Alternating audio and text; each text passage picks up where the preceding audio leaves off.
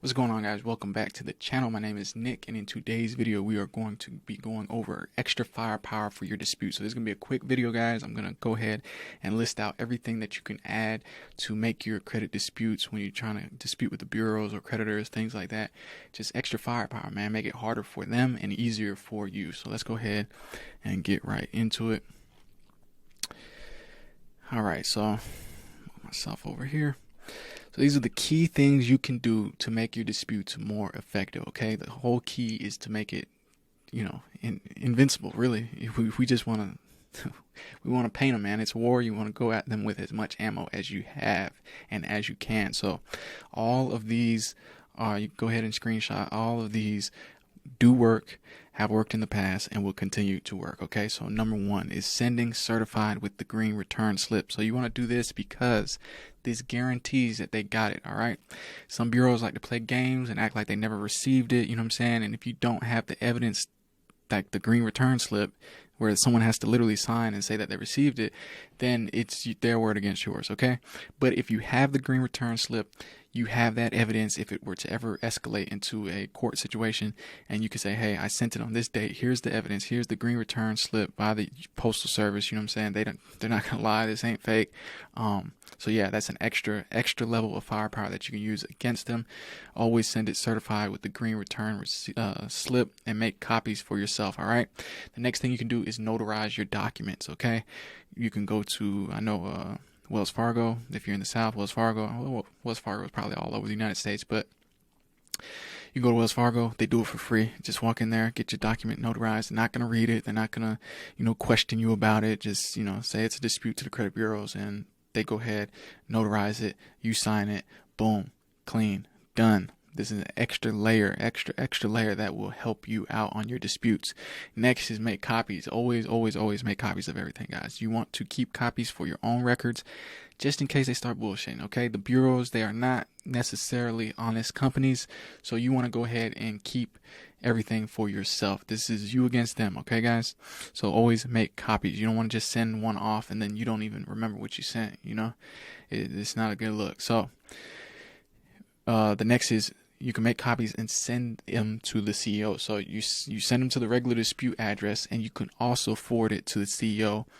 And in addition, you can go ahead and send it to the legal department as well.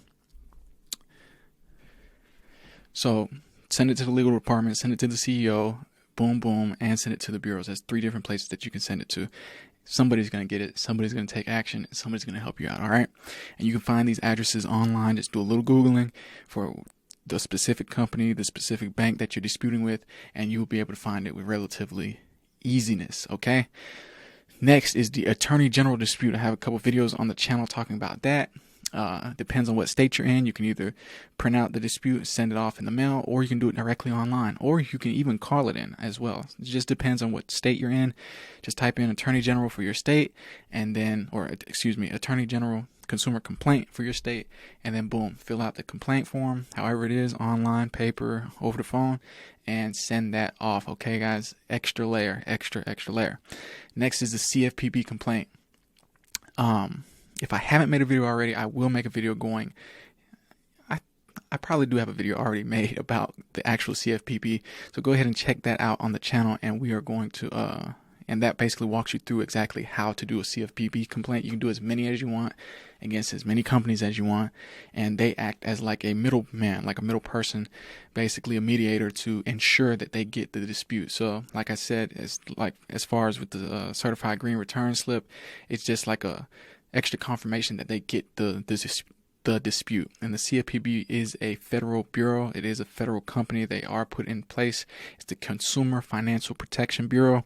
So they are there to protect you guys. They are there to enforce. So very key. On all my disputes, I go ahead right after, boom, put in the CFPB. It's real easy, guys. It takes less than 10 minutes, and it can make a world of difference. So next is an FTC report. So Federal Trade Commission report. Go ahead, depending on your situation, okay? I wasn't there. I don't know your situation. I don't know particularly what, you're going through with your stuff, but check out the other videos on my channel and you'll be able to confirm whether the FTC is a good route for you or not. But the FTC acts like a law enforcement report. So Some companies, if you're doing identity theft, they want a law enforcement report. So instead of doing a police report, you don't have to do that. You can just do an FTC report, and boom, you'll have that. And that's those work, okay? FTC reports definitely work. All right.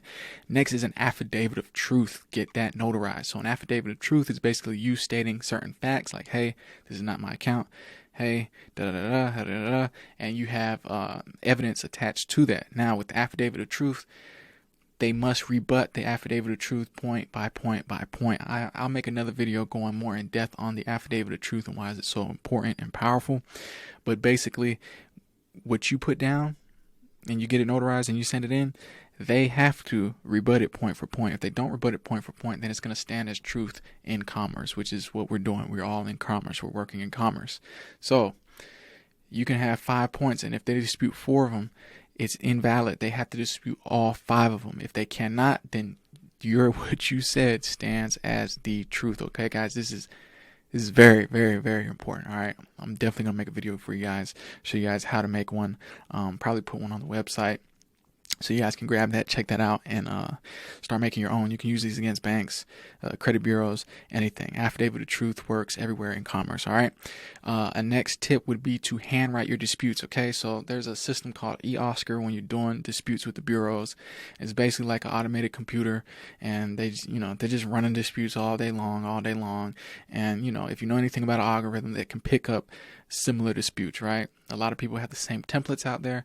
So if eOscar is reading, 100 straight of the same thing, they may just say it's frivolous, right? They may just give you a boilerplate template response. But boom, if you put in a handwritten dispute, they'll spit it out, and a human will have to read it. You know what I'm saying? And that's really what you want. You want a human. You want someone's actual eyes on it, not an automated system. Okay, we can't count on the automated system. We want actual humans to read the dispute and go ahead and make those changes that need to be made. So handwriting your disputes, switching up the font, switching up the color of the font. You know what I'm saying? These are just little things that you can do that will add more firepower to your dispute. So next is very simple. You can call and follow up. All right. So a lot of these bureaus have, all of them have a customer service line, a dispute line, and you just got to call in and tell them your story. You know what I'm saying? You might want to add a tier or something. I don't know. Make it sound good, an elaborate story.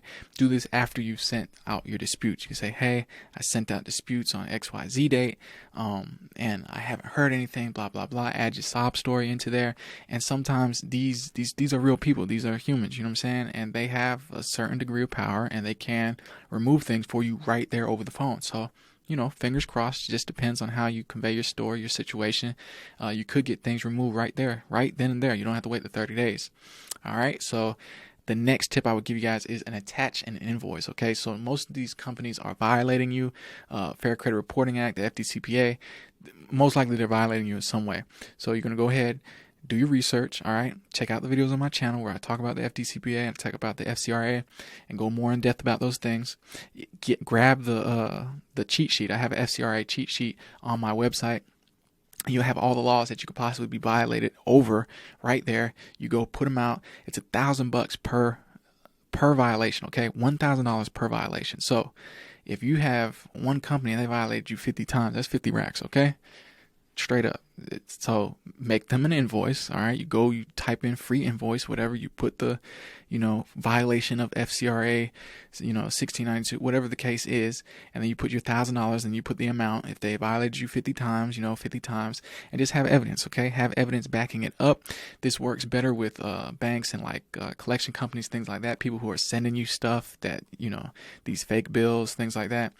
It works perfect for that, okay, guys? So attach an invoice. That's something else, and you might get paid. You know what I'm saying? Who doesn't like to get paid off of this? I mean, it's free money, all right? So the next one would be sue in small claims court.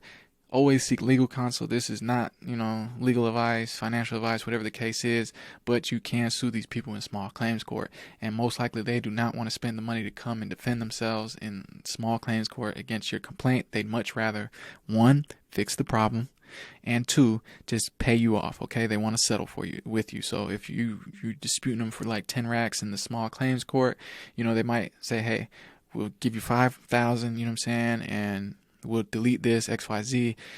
We just don't want to go to trial, okay, period. That's really how these companies work, okay? And then one more that I did not put on here is backdate your letters, guys, okay? So if you're sending out a dispute, don't put the date that you're actually doing it, okay? Backdate it, 2 weeks, boom, boom.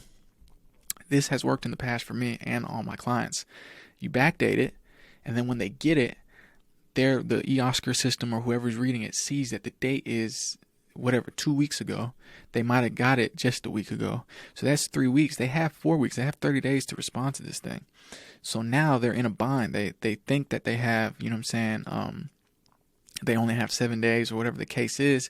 And so it just increases the likelihood that they will capitulate and go ahead and delete what you want to be deleted. Okay. So just always backdate the letters. It doesn't hurt, guys. It's literally like 1, 2, 3 steps. You know what I'm saying? Look at the calendar. Look what 2 weeks ago was, 3 weeks ago was, and boom, that stuff works, man. It definitely works. So that is the end of the video. I thought I was going to make it a quick video, but we went more in depth than I thought. So I want to thank you guys once again. If you enjoyed that video, go ahead, smash the like button, tap the subscribe button. And as always, my friends, I want to send infinite abundance to you now and forever. I will see you again tomorrow, guys. Peace.